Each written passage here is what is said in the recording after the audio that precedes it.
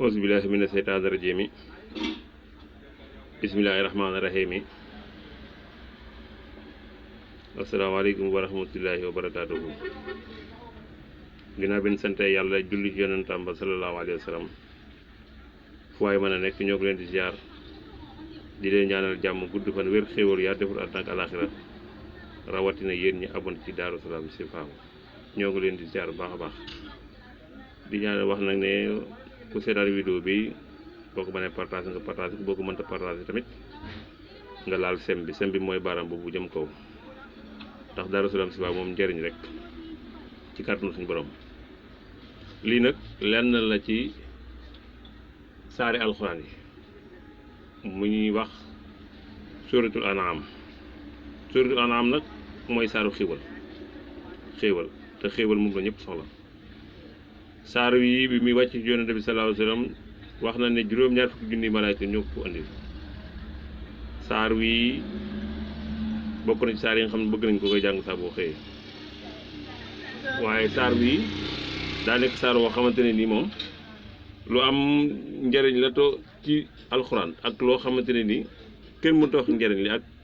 ci wàllu njëriñ doomu aadama muy anaam boo ko waxee mooy xéewal te xéewal moom la doomu aadama soxla ci adduna bi.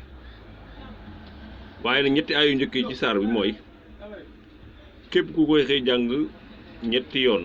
boo xëyee bu ngoonee nga jàng ko ñetti yoon ci kàttanu suñu borom kenn du la gis di la yërëm nga saxal ko nag te alxuraan tamit mel dëgg mel na nga war a mel moo tax nga jëriñ ci. alxuraan mooy téereeb yàlla bi lii nag mooy ñetti aay yi jiitu suratul an'am wa ya'lamu maa taksibuuna ji fa la yem. Yonent bi sallallahu alayhi wa sallam wax na ne ñetti aay yi koo saxal di ko jàng kenn du la gis di la yërëm. suñ mag ñi tamit ñu nekkoon ci réew mi yëpp borom téere yëpp ci mboolem xam-xam yi fànn xam-xam yëpp borom téere yëpp wax nañ ne ñetti aay yi ku koy xëy jàng ñetti yoon ngoone nga jàng ko ñetti yoon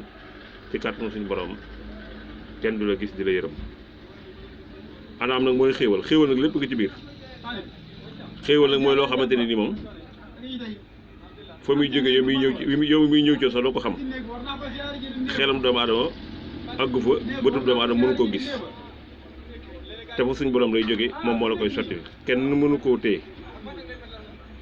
kon lii mooy saar yi da ngay wax bismillahi rahmaani rahim yi alhamdulillahi alladi xalaqa samawati wal arda wa jaala zulumaati wan nuur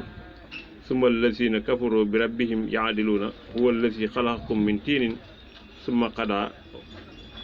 ajalan wa ajalun musamma indahu summa antum tamturuuna wa huwa allahu fi samawati wa fil ardi yaalamu sirrakum wa jahrakum wa yaalamu ma taksibuun. kon yàlla xam na lépp lu nëbbu ak lu feeñ ak li ngeen di bëgg a am ci yéen sax li ngeen di bëgg a wax sax yàlla xam na ko loolu la ay bi terminé.